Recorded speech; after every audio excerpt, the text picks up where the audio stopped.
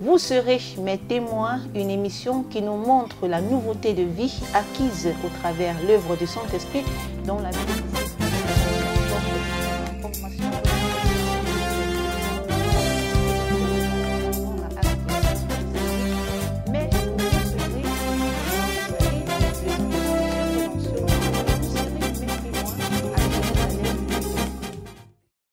Vous serez mes témoins, votre émission désormais inscrite dans la grille des programmes de Canal CVV. Vous serez mes témoins, une émission qui nous parle de la nouveauté de vie acquise au travers l'œuvre du Saint-Esprit, conformément à la parole de Dieu tirée du livre de Actes 1, verset 8. Mais vous recevrez une puissance et le Saint-Esprit survenant sur vous, et vous serez mes témoins à Jérusalem, dans toute la Judée, dans la Samarie, jusqu'aux extrémités de la terre. Justement, à ce niveau, CVV joue pour vous un rôle crucial de celui d'aller vers les témoins, disciples et messagers de Jésus-Christ, consacrés ou en formation, afin qu'ils vous parlent de la nouveauté de vie qu'ils ont acquise au travers la parole de Dieu, conformément à Ésaïe 8, verset 20, à la loi et au témoignage, si l'on ne parle pas ainsi, le peuple de Dieu ne verra pas l'aurore, cette aurore-là qui est Jésus-Christ lui-même, la vie, qui donne sa vie pour ses brebis. Nous sommes très honorés dans cette autre émission de recevoir pour vous le frère Brandon Letta. Brandon Letta et de la promotion Joseph Gitron 5 de la maintenance de maman Lydie de Mouchi et de papa François Onyombe de la résidence Victoire. Il est également assistant chez les juniors, conducteur de prière. Également dans la vie pratique, il est assistant à l'université, licencié en sciences de l'information et de la communication. C'est ça votre présentation? Effectivement. Alors avec vous, on va parler des merveilles de Dieu dans votre vie, ce que le Dieu du combat spirituel au travers des enseignements a fait. On va épingler quelques aspects, question de permettre à ceux qui nous suivent, qui passent par des situations similaires à ce que vous avez vécu, d'être encouragés, d'être fortifiés. Alors vous êtes issu d'une famille polygamique, vous êtes troisième de votre maman, votre père, votre papa a eu beaucoup d'enfants. Dans votre famille, vous avez vécu, comme tout système de polygamie, du bon et du mauvais, une certaine aisance financière masquée par une sorcellerie cachée. Exactement comme vous l'aviez si souligné si haut dans votre message d'introduction. Je suis issu d'une famille polygamique, que ce soit du côté de mon père ou du côté de ma maman. Cette situation, je peux dire, entre guillemets aussi, a affecté la vie des enfants. Parce que la Bible déclare ce que vos pères ont été, vous l'êtes aussi. Vous l'êtes aussi. Donc, du côté de mon père, il y avait la polygamie, et du côté de ma mère, il y avait la polyandrie. Et tout cela a fait que la vie des enfants aussi était affectée par cette vie-là. Donc, ce qui faisait que aussi mes frères et mes sœurs ne connaissaient pas aussi le message du ministère chrétien du combat spirituel, bien que c'était mon père qui l'avait connu avant tout le monde, et ils ne connaissaient pas ça. Ils ont fait des choses. Donc, quand on parle de la polygamie ou encore de la polyandrie, il y a de ceux-là qui ont fait des avortements, il y a de ceux-là qui ont vécu dans l'impudicité et tout consort, donc c'est un peu ça. Et à l'âge de 11 ans, vous avez vécu un phénomène bizarre, étrange dans votre maison? Exactement comme vous l'aviez souligné, je me rappelle exactement quand j'avais l'âge de 11 ans. J'étais encore tout jeune, dans la maison de mon père et de ma mère. À cette époque, nous habitons une belle maison. Mais vous savez, parce que le diable, il est malin, il est rusé, parce qu'il n'est pas intelligent. La Bible déclare ceci que la sagesse est acquise lorsque nous nous éloignons du mal. Okay? Et lorsque nous craignons Dieu, nous procurons de l'intelligence. Le diable ne craint pas Dieu, il ne peut pas être intelligent. C'est un être rusé. Ma famille, je peux dire, je ne sais pas trop si cela a été conçu ou prémédité. J'étais l'unique qui était les avant-midi. Donc quand j'ai revenu à la maison à partir de 12 h, j'étais là resté avec mon grand-père. Et la maison, la grande maison était fermée. La clôture aussi était fermée, vu que nous étions restés juste nous deux. Alors, une fois, je me rappelle, je fais la ronde de la parcelle, j'ai cherché mon grand-père, je ne l'ai pas trouvé. Et quand je suis allé ouvrir la douche et la toilette aussi, j'ai ouvert, je ne l'ai pas trouvé à l'intérieur. Et j'ai trouvé ça un peu étrange. Et puis, paf, quand je suis revenu devant, je l'ai trouvée assise sur sa chaise. Et bien que j'étais petit, vous savez, quand vous êtes petit, c'est quelque chose que vous ne saurez vraiment pas l'imaginer ou encore essayer de le décrire ou de le schématiser. Qu'est-ce qui s'est passé? Comment est-ce que je ne l'ai pas vu? Comment il s'est retrouvé là? Il s'était caché où? Parce que je me souviens bien la parcelle dont on louait, il n'y avait pas de recoins à l'extérieur pour se cacher en fait. Il n'y avait pas, à part la toilette de l'extérieur et puis la douche, il n'y avait aucun recoin. Et j'ai tourné de bout en bout de voir où il pouvait se cacher. Il n'y avait personne. Mais quand je suis revenu à la véranda, je l'ai retrouvé assis et il était en train de sourire. Et ce qui m'a étonné, c'est qu'il m'a dit, au moment où je suis en train de te parler, il me parlait comme ça, il y a quelqu'un qui est mort au village, dans là où il habitait au Congo central, au Bas-Congo. Il m'a dit qu'il y a quelqu'un qui est mort au Congo central et que lui, il connaissait que dans quelques jours, il viendra annoncer l'annonce de la mort. Et c'est ce qui s'est passé. Le soir, j'ai dit à mon père et à ma mère et à mes soeurs, j'ai dit non, le grand-père, il est en train de dire qu'il connaît, qu'il y a eu une personne qui est décédée au village qu'on viendra nous annoncer. 2 jours après, on est venu nous annoncer qu'il y a quelqu'un qui était mort, décédé au village, et il était obligé de retourner. Et vous n'avez pas raconté cette disparition à vos parents? Ils l'ont su. Ils l'ont su parce que... Quelle était leur réaction? La réaction, bon, vous savez, moi je peux dire une chose qui est claire, c'est que lorsque la sorcellerie est en train de préparer un mauvais coup sur vous, tout le monde va faire semblant, c'est comme s'il n'y avait rien. Vous savez, quand vous êtes un esprit brillant et que vous êtes un esprit de Dieu, pour qu'on inculque en vous le mal, on va faire semblant, c'est comme si on ne connaît absolument rien. Mais tout ça, Dieu m'avait parlé après, quand j'ai grandi, quand j'ai eu quand même des enseignements au ministère chrétien du combat spirituel et que j'ai commencé à chercher ma délivrance, Dieu m'a dit que c'était des mécanismes que le diable était en train de faire pour me faire accepter la sorcellerie, bien évidemment la magie à haute dimension, parce que j'étais destiné à pouvoir beaucoup étudier, à être un enfant qui aura beaucoup plus de diplômes dans la famille, donc une sorte de cerveau. Et je crois que Dieu me l'a sauvé, mais j'ai quand même beaucoup plus de formations, je ne saurais pas les citer ici. La chose la plus importante que nous sommes venus parler ici, c'est la délivrance. Alors, je vous ai présenté comme Brandon Letta, mais vous êtes né Munduti. Exactement. Le nom de votre grand-père maternel. Exactement. Donc, le nom que vous venez de citer, Munduti, c'est le nom qui avait amené la contradiction dans ma vie. Vous voyez, c'est ce qui avait amené la contradiction. Parce que, en passant, mon grand-père, sa maman ne concevait pas, en fait. Et un jour, il y a eu un passant qui passait dans le village de la maman de mon grand-père, Munduti. Et il est venu, on l'a accueilli, on lui a donné à boire et à manger, il a mangé. Et après avoir mangé le matin, il se rend compte qu'il me dit, mais comment vous deux, vous êtes tout simplement à deux comme ça? Et vous n'avez pas d'enfant, vous n'avez personne. Et la maman de mon grand-père a répondu, ici, nous ne vivons qu'à deux, moi et ma femme. Il n'y a personne, ma femme a un problème de conception d'enfant. Donc il ne conçoit pas. Et le monsieur qui était le passager, il est entré dans la forêt, il a coupé le feuille, et il a mis ça au feu sur une petite marmite, et l'eau a bouilli. Et cette eau-là, il a demandé, il a ordonné à la maman de mon grand-père de pouvoir boire ça.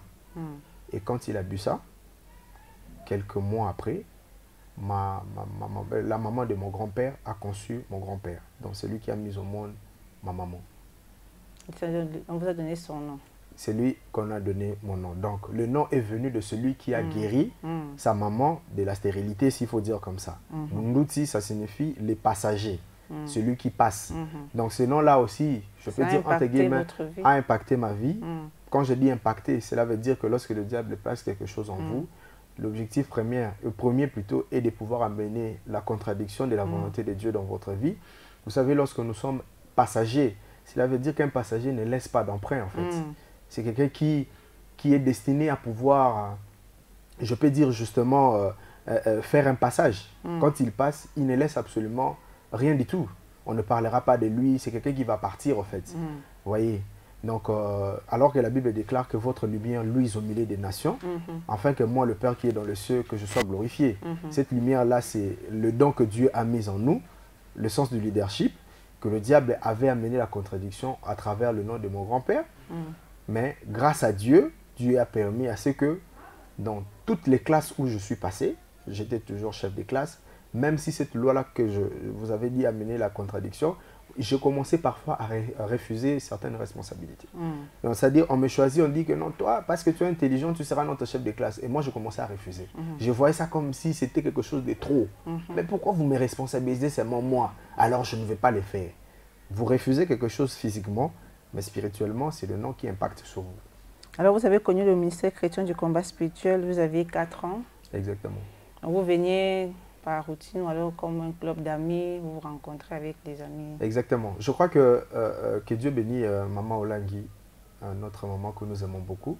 Parce qu'aujourd'hui, si je suis en train de vous parler aujourd'hui, c'est grâce à son Dieu. C'est une dame qui a cherché Dieu. Quoi qu'il en soit, c'est que les hommes, le monde va dire. Dieu a parlé à cette dame-là et Dieu m'a rassuré que cette dame-là a été visitée par le Saint-Esprit de Dieu. Parce que de nature, je suis une personne qui n'accepte pas les choses facilement. Mais le ministère chrétien du combat spirituel a convaincu ma raison. Donc vous avez un esprit cartésien. Exactement. Mais le message du chrétien du combat spirituel a convaincu ma raison. Jusqu'à ce que je me suis rendu compte que ce que je connaissais avant, je ne connaissais absolument rien du tout. Et que le ministère chrétien du combat spirituel, le message, c'était effectivement ce que je devais connaître. Alors au début, comme vous l'avez dit, on venait par routine en fait. Comme tous les enfants, vous venez au ministère chrétien du combat spirituel parce qu'on vous dit de venir. Mais moi personnellement, pour vous dire clair, je ne venais pas parce qu'on m'envoyait, je venais tout seul. Mais qu'est-ce qui m'a mené? Parce que je voyais que les jeunes étaient là, les jeunes de mon âge, ils étaient beaux, nous étions là. Vous vous retrouvez dans votre environnement. Exactement. Donc je me trouvais un peu dans cette classe-là où moi j'étais, tout ça. Je me disais, ah, ces enfants ici, bon, on sera des amis et tout ça. On va parler, bavarder avec eux. Mais Dieu savait pourquoi est-ce que tout devait être ainsi. Toi, tu viens parce que j'aimais un peu le standing. Vous voyez, nous, on aimait un peu plus le standing de la sorcellerie. Quand il vous combat, il va vous dire que les autres sont moindres que vous. Et le Dieu du ministère chrétien du combat spirituel le connaissait bien avant.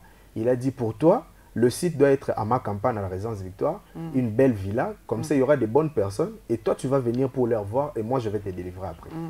Et c'est ce qui s'est passé après. Et en 2016, vous prenez conscience qu'il y a une situation qui ne va pas dans votre vie, notamment la double consécration à la déesse des eaux, à la sirène. Exactement. Je crois que c'est à partir de 16 ans que Dieu a commencé à me parler. C'est vrai que Dieu m'a parlé déjà avant, mais je ne tenais vraiment pas considération sur tout ça. J'étais un peu comme Samuel. Dieu m'appelait, mais je ne savais pas comment est-ce qu'il fallait vraiment décoder ou décrire le langage de Dieu. Mais c'est à partir de 16 ans que Dieu commençait à me parler. Et la première révélation que j'ai vue par rapport à ma famille, j'étais dans une sorte de rivière ou fleuve, je ne sais pas moi, mais il y avait seulement 2 eaux. Et tous les membres de ma famille venaient, ils entraient, l'un après l'autre. Le premier entre, le deuxième entre, tous les membres de ma famille. Quand je parle de tous les membres de ma famille, tous les membres de ma famille, à l'exception des personnes. Ils sont venus, ils ont fait les plongeons. Et le dernier est entré. Et moi, quand je suis venu, je me suis limité au bord de cette fleuve-là. Et je l'ai regardé, je leur ai posé la question, je me dis, mais vous êtes partis, pourquoi vous ne m'avez pas pris? Et ils étaient en train de partir, de pagayer, tout ça avec des pirogues, les autres nageaient. Et moi, j'ai retourné. Cela m'est arrivé à 3 reprises. Et c'est alors que Dieu m'a éclairé pour me dire, votre famille a été consacrée à la sirène. Et vous savez, le ministère chrétien du combat spirituel, son importance, parce que les autres pensent qu'il faut qu'ils partent à l'église pour qu'ils aillent écouter le réma, le logos, qu'on leur parle de la parole, qu'on leur parle de 7 sceaux et tout ça. Ici, on n'a pas besoin de 7 sceaux. Ici, la chose la plus importante, on a besoin de connaître ses origines. Quand tu connais tes origines, tu connais qui tu es et tu sauras mieux combattre ces esprits-là. Tu peux connaître la parole au fin fond. Tu peux faire la théologie, tu peux passer dans des écoles bibliques, mais lorsque tu ne connais pas tes origines, les origines vont te rattraper et les origines vont t'humilier. Mais quand tu connais les origines, tu connais qui tu es, quels sont les esprits de votre famille qui te combattent, tu auras une position, parce que moi, dans les relations internationales, on m'a toujours dit que celui qui connaît l'information a le pouvoir. Quand vous ne connaissez pas l'information, ça serait difficile pour vous d'agir. Voilà un peu la parole de Dieu, on dit, vous connaîtrez la vérité et exactement. La vérité vous affranchira. Alors, concernant l'alliance qui a été tissée entre la déesse des eaux et votre famille, quelle est la révélation que vous avez eue? La révélation, d'abord, sur le plan de cette impactation dans notre famille, vous savez, lorsqu'on vous consacre à la déesse, automatiquement, il y a l'impudicité. Il y a de ceux-là qui disent, moi je ne fais pas l'impudicité physiquement. Physiquement, oui. Physiquement, ils sont des saints. Lorsqu'ils viennent au combat spirituel, on dit non, on va nous repentir pour des souillures et tout ça. Et ils ne se retrouvent pas. Oui, ils se disent, moi je ne fais pas ces histoires-là, moi je suis saint, moi je suis pur. Bon, toi tu ne touches pas aux femmes, toi tu ne touches pas aux hommes, et les hommes ne viennent pas vers toi, et ni les femmes venir vers toi. Mais cependant, le diable est rusé, comme je le dis. Le diable ne peut pas être intelligent, il est rusé. Il va dire, ok, nous te laissons la sanctification physique. Physique, ouais. Pour que tu saches que tu es pur. Mais spirituellement, quand je faisais des rêves, il y a même un rêve que j'ai fait. J'ai fait ces rêves-là, j'ai vu les membres de ma famille étaient dans une sorte d'une école. Cette école-là avait 6 bâtiments de ce côté, 6 bâtiments de l'autre côté. Et curieusement, j'ai vu les membres de ma famille dans tous ces locaux nus en train de faire l'impudicité. Donc ils étaient en train de faire les rapports sexuels dans tous ces locaux-là.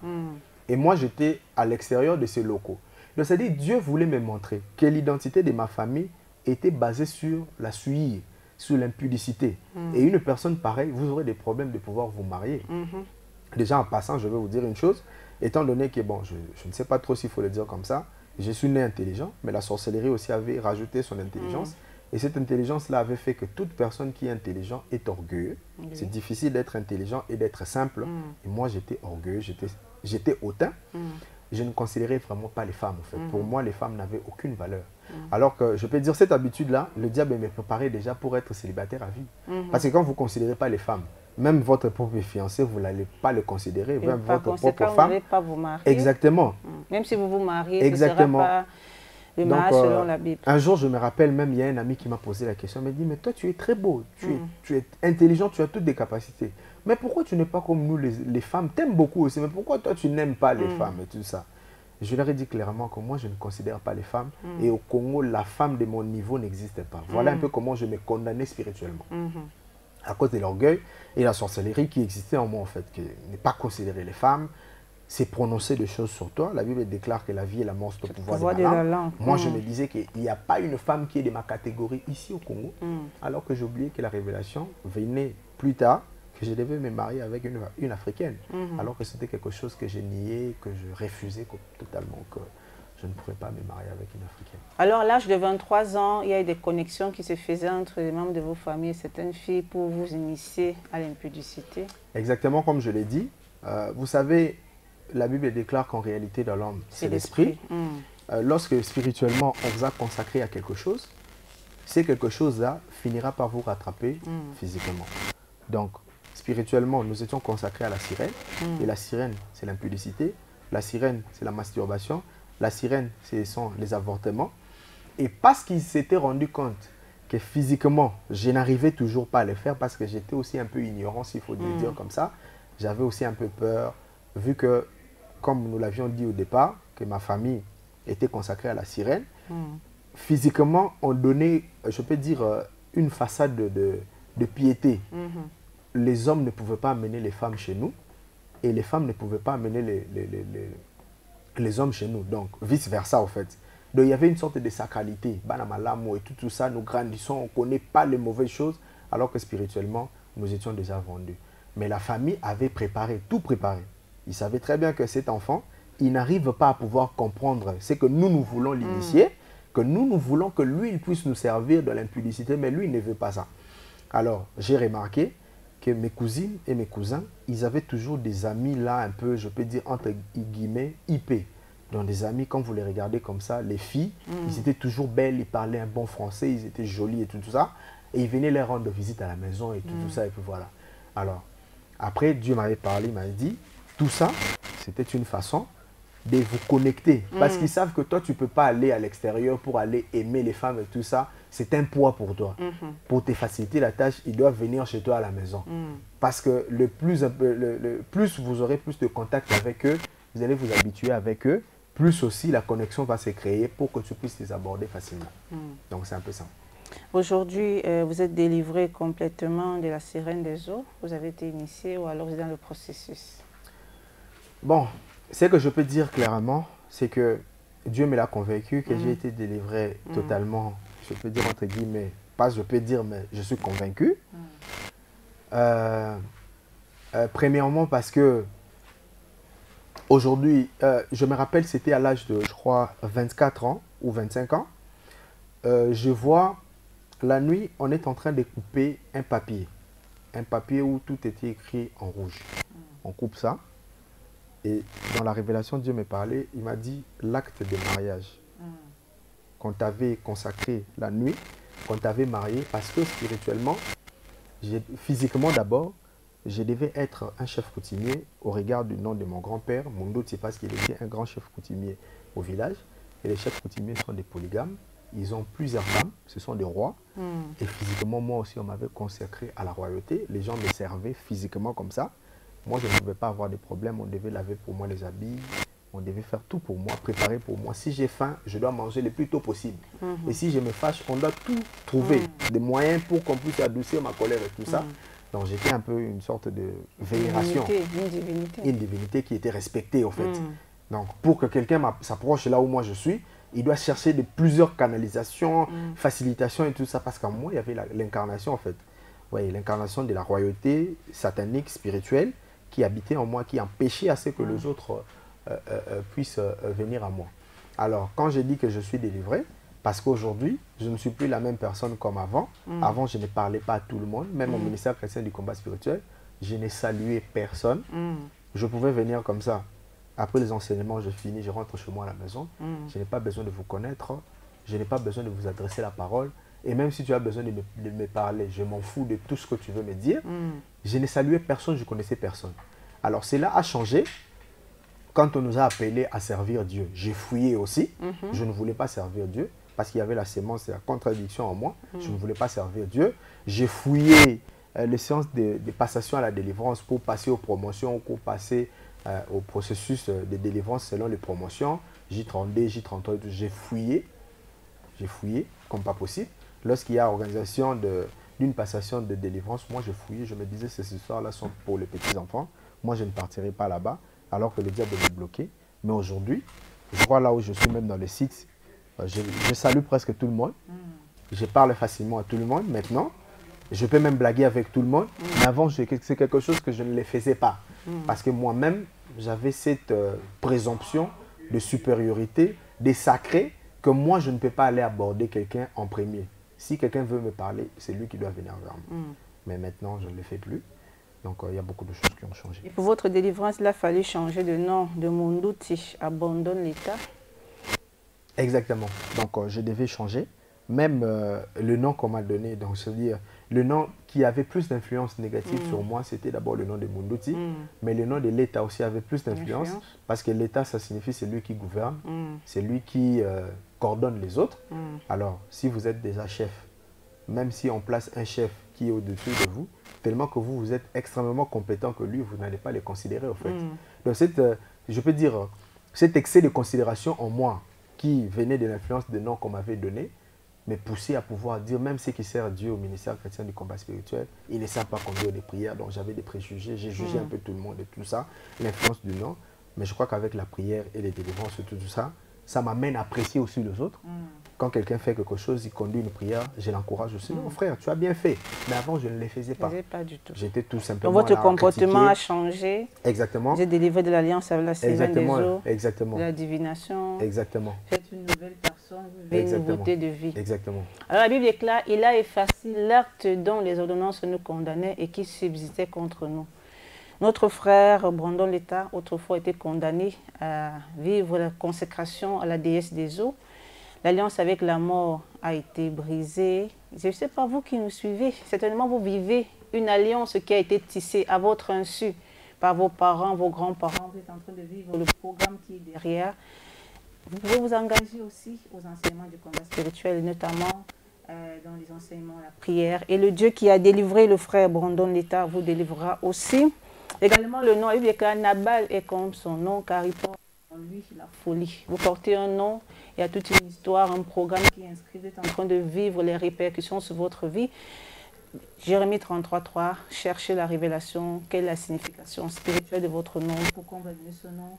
Et le Dieu qui a délivré le frère Brandon Letta également fera de grandes choses dans votre vie. Aujourd'hui, il a une nouveauté de vie, L'orgueil est parti, l'autorité diabolique est partie, la chefferie, la sirène des eaux, il est complètement libéré. Cela se matérialise par le fait qu'il sert Dieu.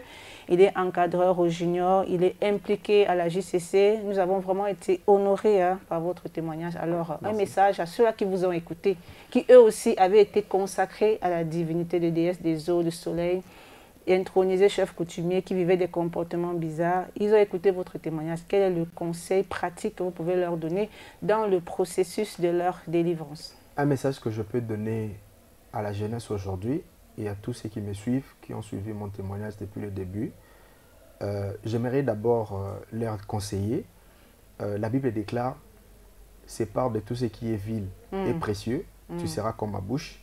Lorsque vous venez en Dieu pour chercher votre délivrance, enlevez tout ce qui est vil, tout ce qui est précieux. Tout ce qui est précieux, ce sont les considérations personnelles. Je viens d'une famille riche, je suis intelligent, je suis diplômé, je suis belle, je pars en Europe. Enlevez un peu tout ça. Ça, c'est la première des choses. La deuxième des choses que j'aimerais conseiller aux autres, lorsque vous voulez suivre Dieu ou marcher avec lui, marchez avec lui comme un aveugle. Il faut marcher avec Dieu comme un aveugle qui vous donne des instructions. Comme ça, demain, quand vous serez complètement guéri de votre maladie d'aveuglement, maintenant, vous pouvez voir pour apporter votre jugement. Parce que celui qui est dans la sorcellerie, il est dans l'aveuglement. Et celui qui est dans l'aveuglement, il est dans la destruction. Vous n'allez pas comprendre exactement ce que vous êtes en train de poser comme acte. Vous allez toujours ramener tout à votre raison. Alors que vous êtes dans les ténèbres, vous êtes dans la sorcellerie, il faut que vous cherchiez la délivrance. Donc, j'aimerais juste inviter tout le monde, qu'il soit du ministère chrétien du combat spirituel ou de l'extérieur, de rester au pied de Dieu, car la Bible déclare, assieds-toi à ma droite jusqu'à ce que je fasse de ton ennemi ton marchepied. La délivrance est un processus, mais ce n'est pas un processus où tu viens comme si tu essayais Dieu. À un certain moment, si Dieu ne te bénit pas, tu vas te retirer. Non, Dieu marche avec ceux qui persévèrent. Persévérez jusqu'à la fin. Même quand vous ne voyez plus rien du tout, même si vous êtes mis à l'épreuve comme Saül, Dieu ne les parlait pas.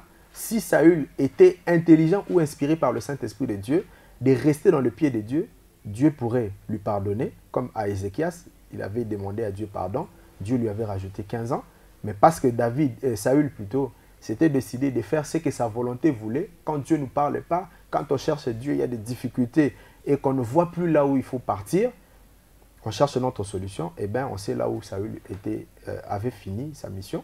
Il était donc tué dans le champ de guerre parce qu'il était allé réveiller l'esprit de Samuel à l'aide d'un charlatan.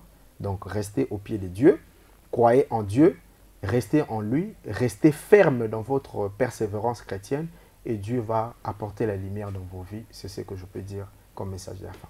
C'est la fin de cette émission. On rappelle qu'on a reçu le frère Bondon l'État, promotion Joseph J35 de la résidence Victoire de la classe de maman Lydie Mouchi et de papa François Onyumbe. Il est assistant chez les juniors et conducteur de prière, assistant à l'université, licencié en sciences de l'information. Merci d'avoir reçu notre invitation. Merci de l'avoir honoré. Que le Seigneur vous bénisse. À nous revoir dans un autre numéro.